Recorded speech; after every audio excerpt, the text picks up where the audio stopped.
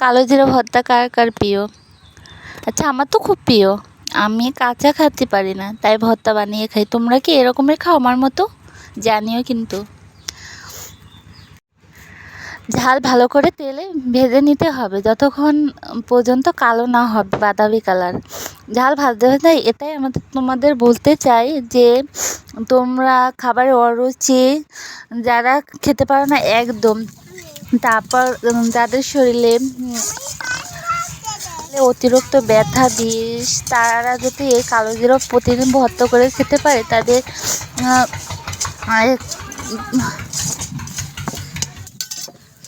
কালো জিরাগুলোকে তেলে ভালো করে ভাজতে হবে, কিন্তু অতিরিক্ত ভাজা যাবে না, তাহলে পুড়ে গেলে সে কালো জিরে তেতো লাগবে খাতে গেলে।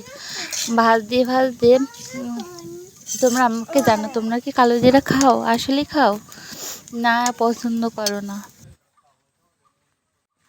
কালো জিরা ভর্তার জন্য আমি পেঁয়াজ, ঝাল, সরিষার তেল আগে থেকে মাখিয়ে রাখলাম। পরে গোটা গোটা রসুন দিয়ে কালো জিরাকে ভালো করে মিশে বেটে নিতে হবে,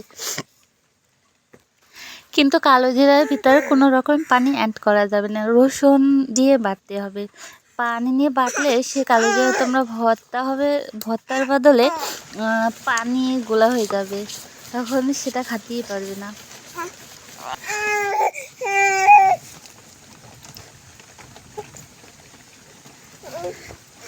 এই যে আমার কালো জিরা মাখানো তোমাদের দেখাচ্ছি। তোমরা কিন্তু এরকমের মাখিয়ে একবার খেয়েই দেখবে, সেই স্বাদ। আমার মতোই মাখাবে কিন্তু, বুঝেছো? আর আমার ভর্তাটা তোমাদের কেমন লাগলো? Like, comment, share please please করবে, তোমরা যাতে আল্লাহকে ভালোবেসে থাকো।